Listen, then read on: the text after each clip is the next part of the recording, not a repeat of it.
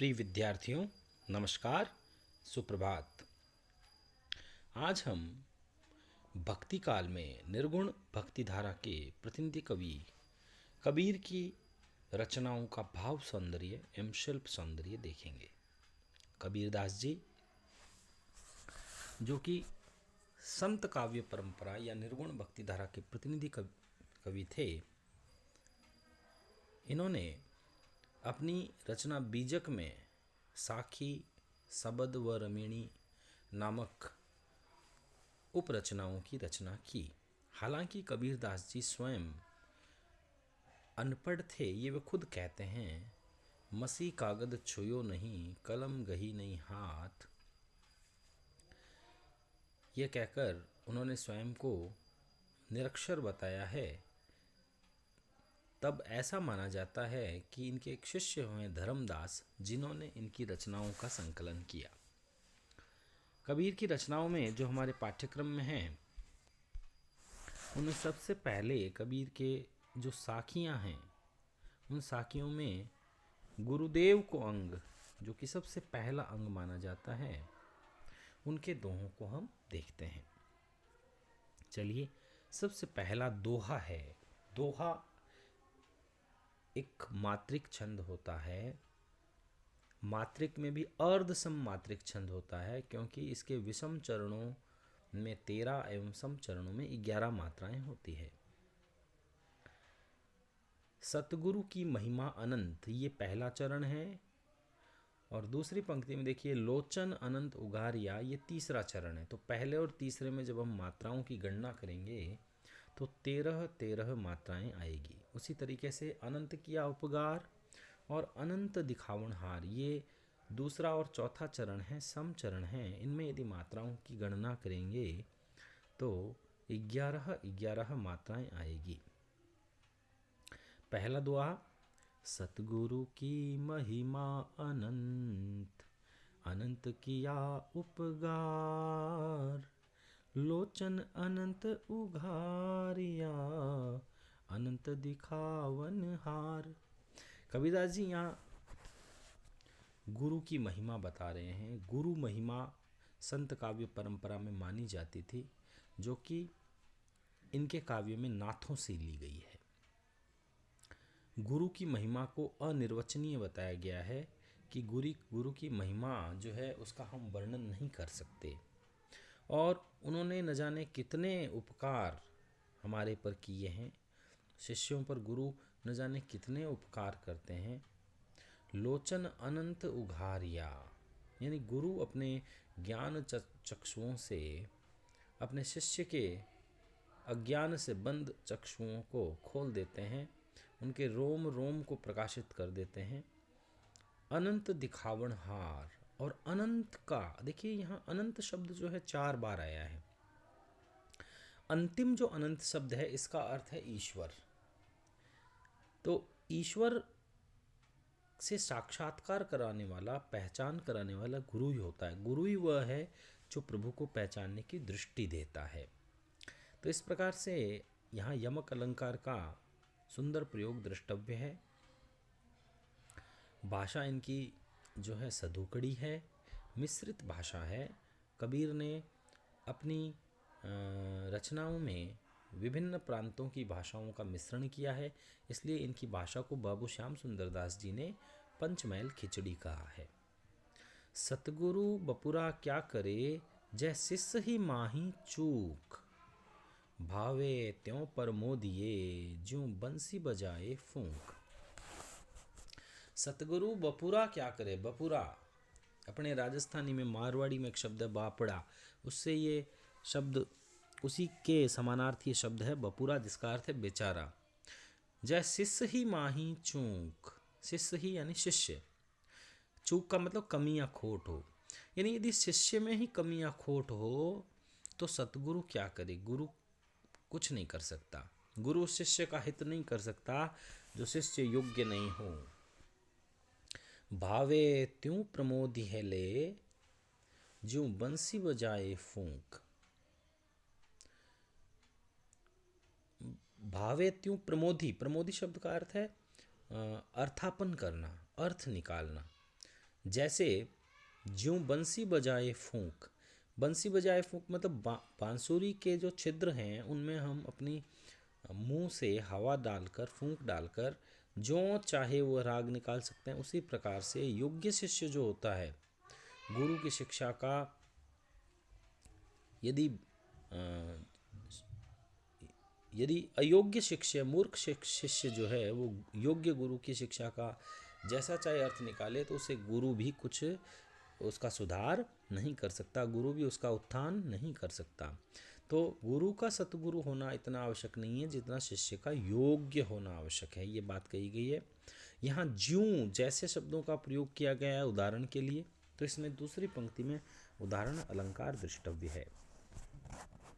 सतगुरु सांचा सूरवा, ताते लोही लुहार। कसनी दे कंचन किया, ताई लिया तत्सार। गुरुदेव के अंग से उद्धृत इस दोहे में कबीरदास जी ने ये बताया कि गुरु जो होता है वो परिमार्जक होता है। परिमार्जक अर्थात शुद्ध करने वाला, परिमार्जन करने वाला, अपने शिष्यों के दोषों को दूर करके शिष्य में आवश्यक तत्वों को बनाए रखता है। सतगुरु सांचा सूरवा, ताते लोही लोहार। ताते का मतलब है गर्म हुआ हुआ और लोही का मतलब है लोहा। कि जिस प्रकार लोहार जो है वह गर्म लोहे को पीट पीट कर उसका इच्छा अनुसार आकार दे देता है। कसनी दे कंचन किया। कसनी जो शब्द है इसका अर्थ है कसौटी। जिस प्रकार सुनार जो है, सोनी जो है, वो कसौटी पर कसकर सोने को आकार दे देता है, उसी प्रकार सतगुरु जो है वो सूरवा होता है, शूरवीर होता है, और वो अपनी इच्छा अनुसार अपने शिष्य को आकार देता है, शिष्य के दोषों का निवारण करता है, उसके भीतर जो आवश्यक तत्व है उनकी रक्षा करता है।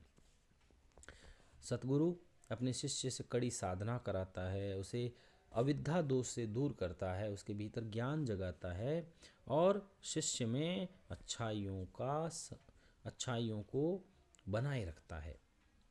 तो इस प्रकार से ये जो दोहा है इसमें गुरु महिमा का वर्णन है। चौथा दोहा देखिए।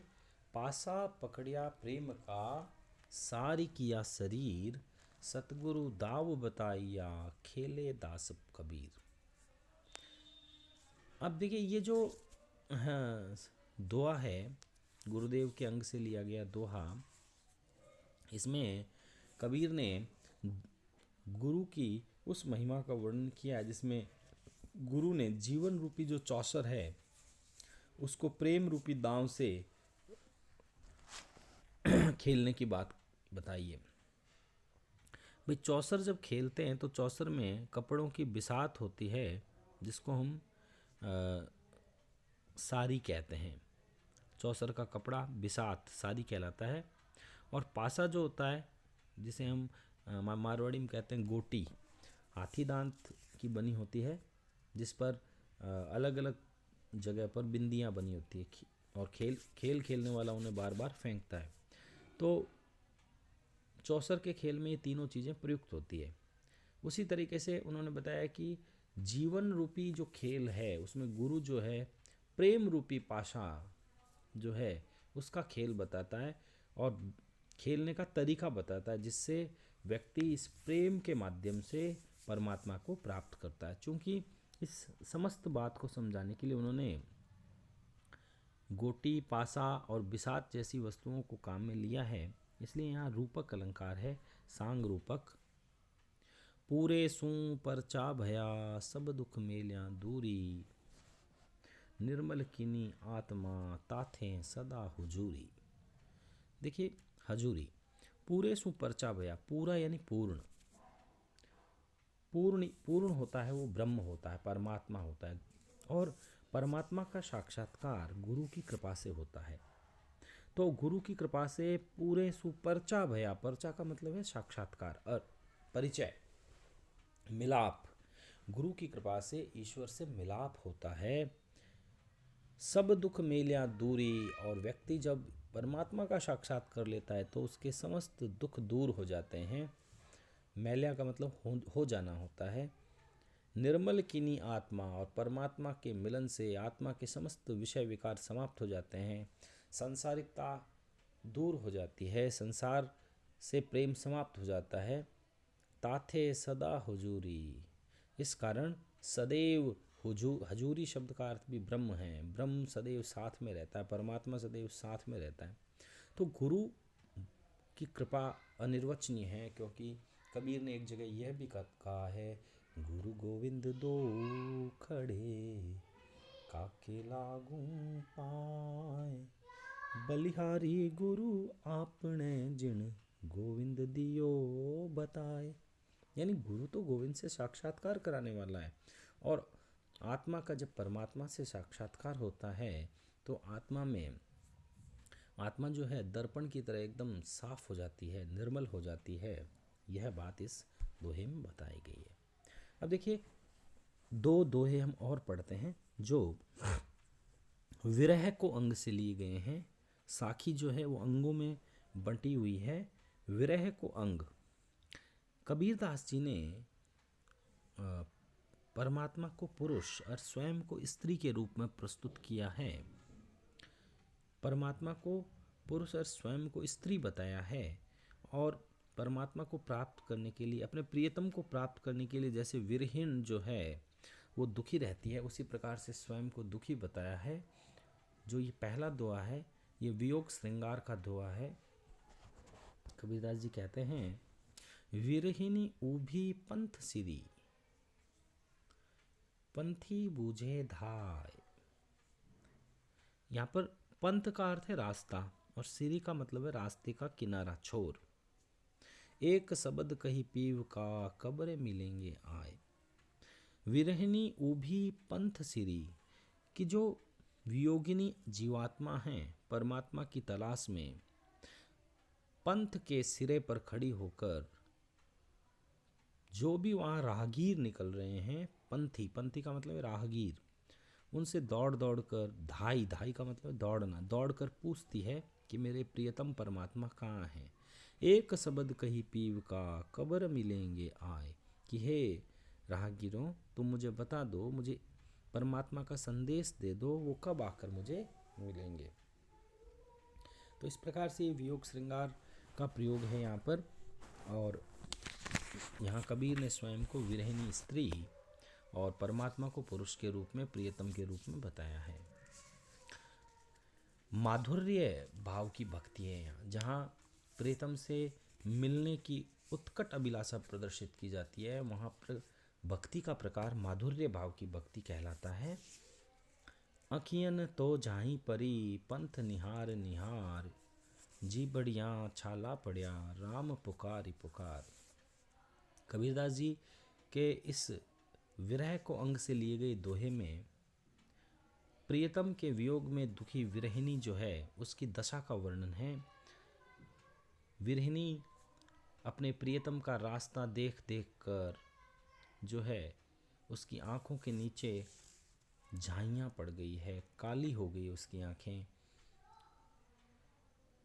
वो एकटक उस मार्ग की ओर देख रही है और बिल्कुल कमज़ोर हो गई है, उसकी आंखों के आगे अंधेरा छाने लगा है, और राम का नाम लेते लेते, अपने परमात्मा का नाम लेते लेते उसके जीभ पर छाले पड़ गए हैं। अर्थात वह, उसकी दशा बेहद खराब है, उसका स्वास्थ्य बिगड़ चुका है, और इतना सब कुछ होने के बावजूद भी उसका परमात्मा से मिलन नहीं हुआ है। तो माधुर्य भाव की भक्ति है, वियोग श्रृंगार का वर्णन इस दोहे में किया गया है।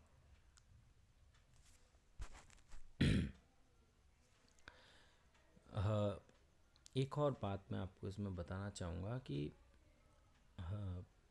कबीरदास जी की इस माधुर्य भाव की जो ये भक्ति है उसमें कबीर ने वियोग श्रृंगार का चित्रण करते समय विरहिणी की जो ये स्थिति बताई है, ये अत्यंत दुख की स्थिति बताई है, जिसमें विरह व्याकुलता का मार्मिक चित्रण हुआ है। उसके बाद में अगला दोहा देखिए, यातन का दिवला करूं बाती मेलूं जीव, लोही सींचो तेल ज्यूं कब मुख देखी देखूं पीव। यहाँ भी विरहिणी परमात्मा की प्राप्ति हेतु व्याकुल है और अपनी विरह की तीव्रता बताते हुए कह रही है कि मैं इस शरीर का दिया बना लूं, दीपक बना लूं और अपने प्राणों की बाती बना लूं। लोहू सींचू तेल ज्यूं, जिस प्रकार दीपक में बत्ती होती है और बत्ती का सिंचन तेल से होता है, उसी प्रकार मेरे शरीर को मैं दीपक बना लूं और अपने प्राणों को बत्ती और अपने खून से उस बत्ती को मैं सींचूं, कब मुख देखो पीऊ। शायद ऐसा करने से मुझे अपने परमात्मा का मुख दिखाई पड़ जाए, उनसे साक्षात्कार हो जाए। तो इस प्रकार से हम देखते हैं कि यहाँ उन्होंने अपने शरीर पर विभिन्न प्रकार के प्राकृतिक उपादानों का आरोप करते हुए सांग रूपक अलंकार का चित्रण किया है। अब हम उनका एक बीजक का एक साखियों का एक अन्य अंग है कथनी बिन करणी को अंग, तो उसके दोहों के विषय में पढ़ेंगे। मैं जान्यो पढ़ी भी भली, पढ़ी बाते भल जोग, राम नाम सु प्रीति करी, भल भल निंदो लोग। मैं जान्यो पढ़िबो भल्यो, पढ़िबो ते भल जोग,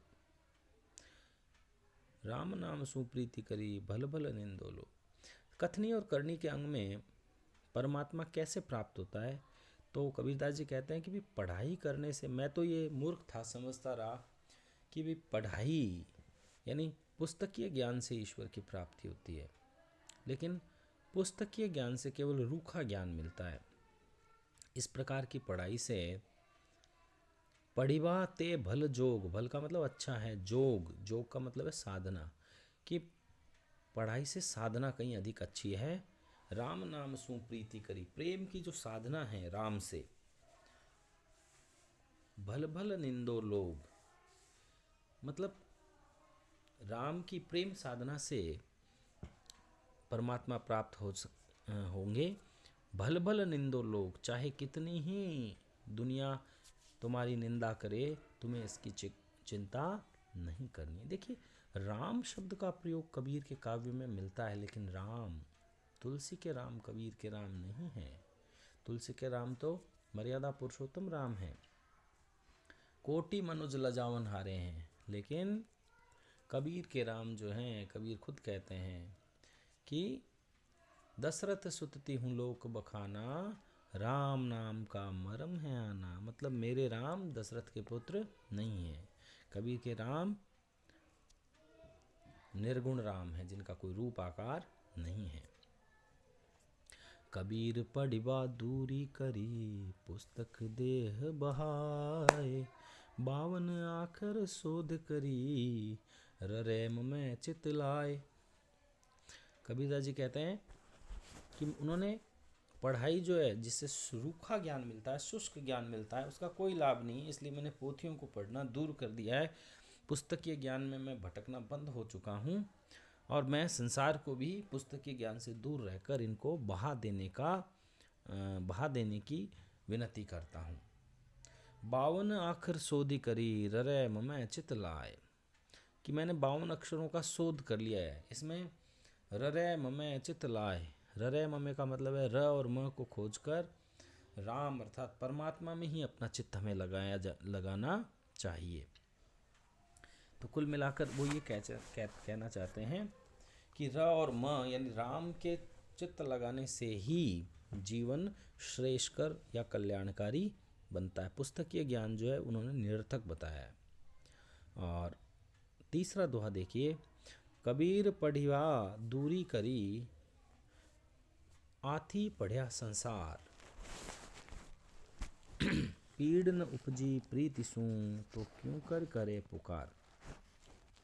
यहाँ भी पुस्तकीय ज्ञान की निस्सारता का वर्णन करते हुए कबीर कहते हैं कि जो भक्ति भाव से रहित ज्ञान है उससे हमें दूर रहना चाहिए। ऐसा पढ़ना व्यर्थ है। आँखी पढ़िया संसार, मतलब सारा संसार पढ़ के देख चुका है, संसार को पढ़ाई से परमात्मा की प्राप्ति नहीं हुई। पीर न उपजी प्रीति सू, तो क्यों करी करे पुकार। कि भगवान की पीड़ा यदि हमारे भीतर नहीं जागी है, तब तक सब कुछ व्यर्थ है। इसलिए हम ईश्वर को तभी पुकारे जब हमारे भीतर प्रेम भक्ति की पीड़ा हो। तो ज्ञान ऐसा प्राप्त होना चाहिए जो हमारे भीतर परमात्मा की पीड़ा को, मिलन की पीड़ा को जगाए।